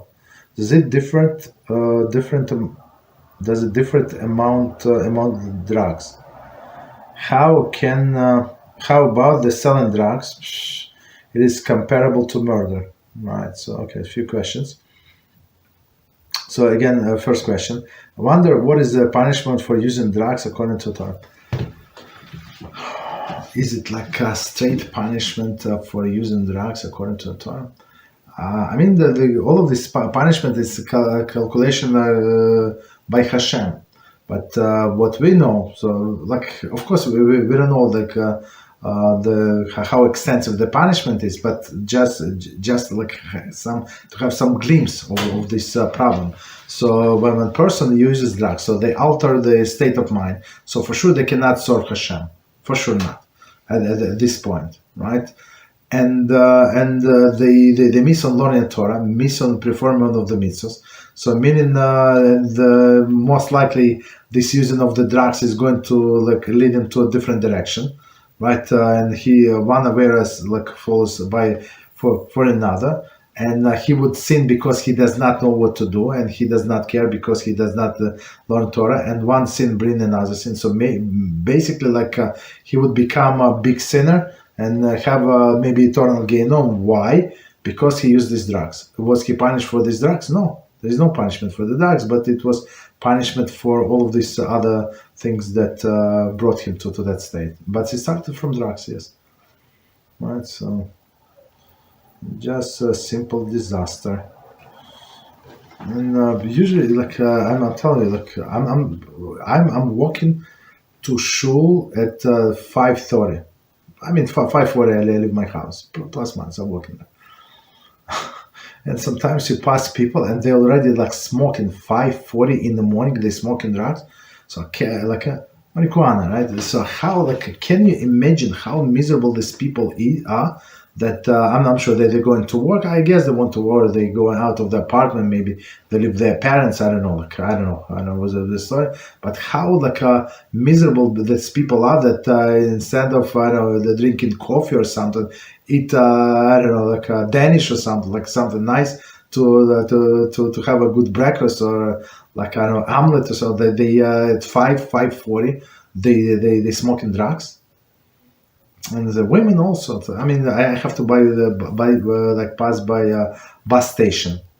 Actually, there is like a big station, meaning that there are 3 buses stop, and it's next stop like apartment complex. So right, so there are many people. I mean, even in 5 a.m. there is people. Not many people, but some people. But some people smoke right on the bus stop. Women, men, different ages. Like, I'm very very sorry for them. Right. How empty the life is. So I mean,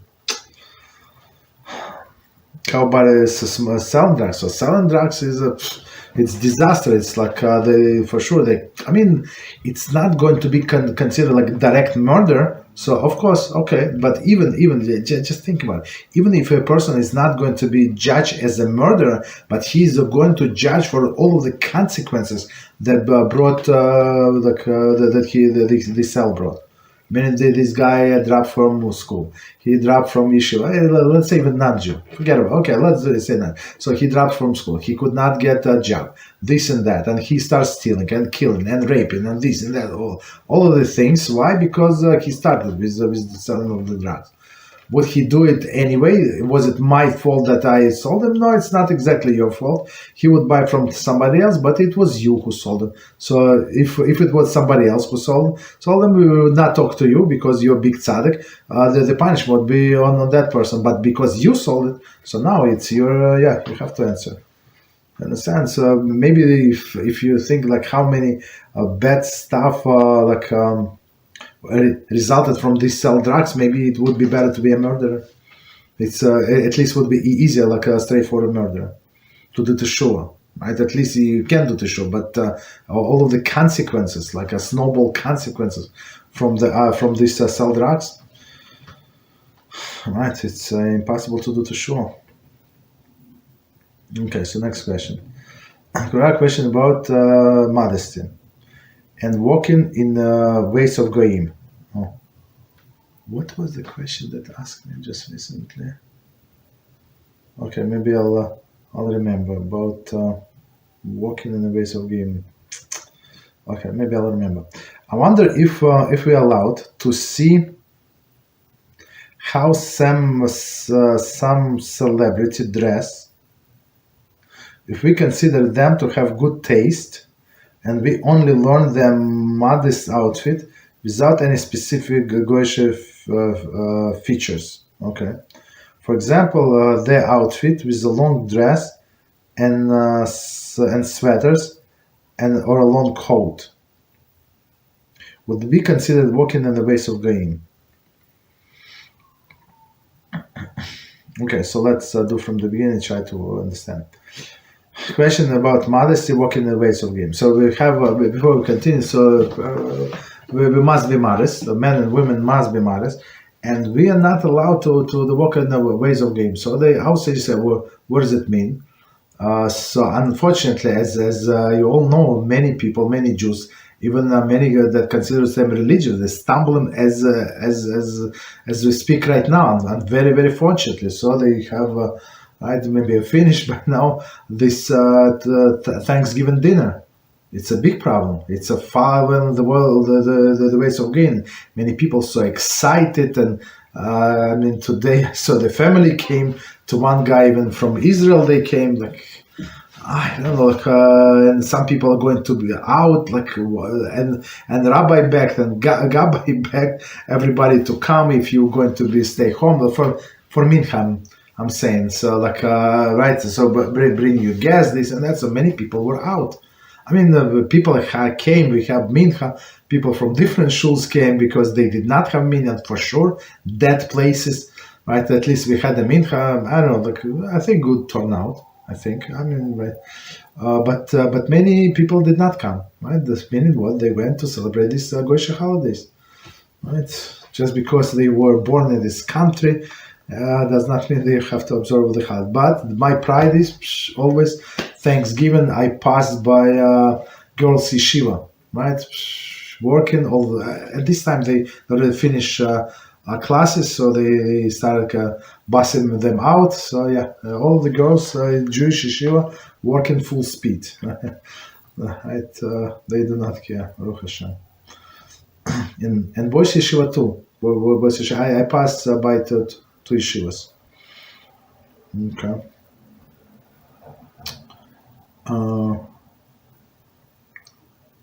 Just 1 second. Right, so that's walking in the ways of game. And of course, dress like them, of course not. So the Talmud says, what does it mean? If they use red shoelaces, so we're not allowed to use shoelaces. And not walking in ways of game, so they if they try to force you, you have to refuse. So that's how important, right? Not to become goyim. Okay. Have a haircuts like them or something. Okay. I wonder if we're allowed to see how some celebrity dress. So if we consider them to have good taste, and the only we learn their modest outfit without any specific goyish features. For example, the outfit with a long dress and sweater, long coat. So the problem with all of these celebrities, maybe exception that it's not like I'm an expert in celebrities, but the way I understand all the celebrities, they all promiscuous people. They're all low moral people. So what can we learn with the low moral people? Nothing. Actually, we can learn to stay away from them, from everything. So the rotten, everything is rotten. So this long outfit was to attract a different attention, the different crowd. So that's it. It's not like she said before that I was going naked, but now I'm going to be like a queen of England, and I'm going to be like modest. It's not right. She wants to be modest, and sometimes this. This like a long skirt, they call it pencil skirt, right? It's very tight. She can hardly walk, and it's like so tight. It's wrong, right? But it's long. Is it long? Yes, it is long. Okay, so that's the problem. Right. So I would say all the essence feel saturated with immorality. So should we learn anything from them? If anything, not to be like them, right? So continue. Next question. Our question about shalom bayis and obligation of wife. Shalom bayis. I wonder how much effort should the wife put in to maintain physical beauty for the husband. Okay, especially if time like pregnancy and or after pregnancy. What is the balance of keeping herself together without pushing herself too hard? Okay, that's a good question. On the other hand, if the wife finds it difficult to maintain her shape, even without pregnancy, how can she know if she's using pregnancy as an excuse to let herself go? Right. Okay. If husband allowed to voice up, allowed to voice up, to remind the wife to keep in her shape? If so, what is the proper way? Okay, that's a few questions. Okay, so let's start from the beginning. So the title is question about shalom bayis and obligation of wife. So that's the question. Okay, obligation of wife. I wonder how much effort should wife put to maintain the physical beauty for the husband. So I think it should start before that. Meaning what? So don't marry the guy if he's only into physical appearance. So if he's too much in the physical, as we said another day, so it's only a matter of time when he would look for something else physical. It's not because she become not pretty, but because he got used to her beauty and he's looking at the beauty. So I mean, these people, these guys are problematic to begin with. So can you please them enough for them to be happy? Absolutely not. That's the thing. But okay, but let's say he was okay, and now something happened, right? I wonder how much effort should the wife put in to maintain physical beauty for her husband. Okay, especially in a time like pregnancy or after pregnancy, what is the balance of keeping herself together without pushing oneself to her? So I mean, if husband care little, so she can she has to, even if he does not show. I mean, if he voice the out, that means that he's crazy, right? He's not supposed to, right? I mean, she looked at the mirror. She understands that she gained, I don't know, 20, 30 pounds. I mean, she's not stupid exactly, right? And women are more like self-conscious than men. So I mean, even without him saying anything, she knows. Right, so it would not be proper. But she has to understand in order to attract the husband, so she cannot let herself go, right? As it says. But if something happened beyond her control, she has to take some hormonal shots, for whatever reason. So I mean, that's it. You want it. It's not like what you ate. You did not eat. You exercise. You did not exercise. These hormonal shots, it's killing the body, ripping the body apart. Understand? So she can gain very fast, a lot of weight. Okay. So I mean, so it would be that's why we have to do a homework. Who do we marry? And nobody have insurance from these things. It's not possible. Nobody's protected from these things. Just because she's healthy when she's 20 years old, it does not mean that she's going to be healthy when she's 27 or 37, right? So meaning, right, in this marriage, hopefully, it's not for one day. So we have to look at the personality before we get married, right? But once we get married, so she's not allowed to let herself go. She must be attracted to her husband. But if it's too difficult for her, for whoever, she's sick, she's too busy with people with children, this and that. So in this case, yes. So he must understand, right? But it should be on a case-to-case basis. And plus, it depends on the husband. So some husbands are not insistent, meaning meaning what? That they say to the wives, you don't have to put makeup, right? So I like you like that. So I mean, and then they got used, and that's fine. I mean, because they connect on a soul level. So if you connect on a soul level, I mean, the appearance is very important, but it's not like she's ugly. Right, something, right? And plus, again, remember all of this physical appearance we get used to, right? And we don't see it as much, but there is no permission for a woman to let herself loose, right? Let herself go, okay. All right, so last question. What strategies can men use to be compassionate on his wife during the pregnancy time? Also, I heard the Rav Rubenschlitter that they can have relations during these times. How long into pregnancies? I think the Talmud says in 3 trimesters, right? The most beneficial for the baby is going to be in the third trimester, I think. Right, but they can have relations if she wants, right? If she's not in pain, something, yeah, they can have relations. Even even at 9 months, they can have relations. Okay.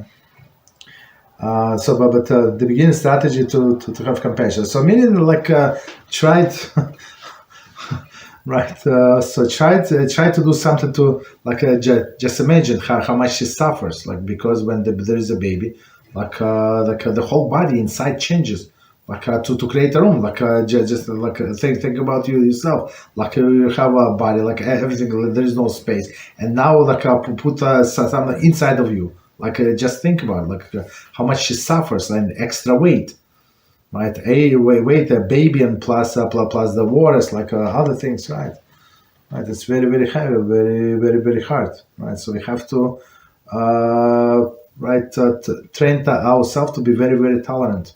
Whatever they do, of course, right? Very, very tolerant, and just say, thanks God, it's not me, it's her. Because if it would me, if I would be pregnant, I would lay on a bed all day long and just whine and not do anything. But she is taking care of me, and she's cooking, and she's doing laundry, and she's cleaning the house and this and that. So okay, and plus she's pregnant. I would not last a day being pregnant. So I mean, we have to contemplate these things, and she's carrying my baby. What could be better? Right, so she's there is a mini me inside of her. All right, so I think it was the last question. Let's stop here. So Baruch Hashem, we have a successful week. Today is Thanksgiving, Baruch Hashem, and nobody can stop us. With one person, just so you know, we have a class before this class. It finishes 7:45, right? So the guy. Fortunately, precious from the family, so he had to go to this party. I said, he said, can you learn in the morning, in the afternoon? I said, no, I'm busy. I have another class. I have a long class, on Thursday. I have a 5.5 hours class. Right? I said, I cannot. So he said, so maybe I said, no, we can learn in the morning. So what time? I said 6 a.m. So this person, this my Harusa, was quiet for 5 seconds, 7 seconds. And he said, okay, we're going to go do 6 a.m. And he's not early bird. Not. For him, get up at 6. I mean, 6 we started, before 6. It's very hard. And Baruch Hashem, he got up at 6. I mean, when I called him at 6, he was ready. And we did, all of our class, we have 2 classes with him. And Baruch Hashem. So nobody can stop us. All right. So thank you very much.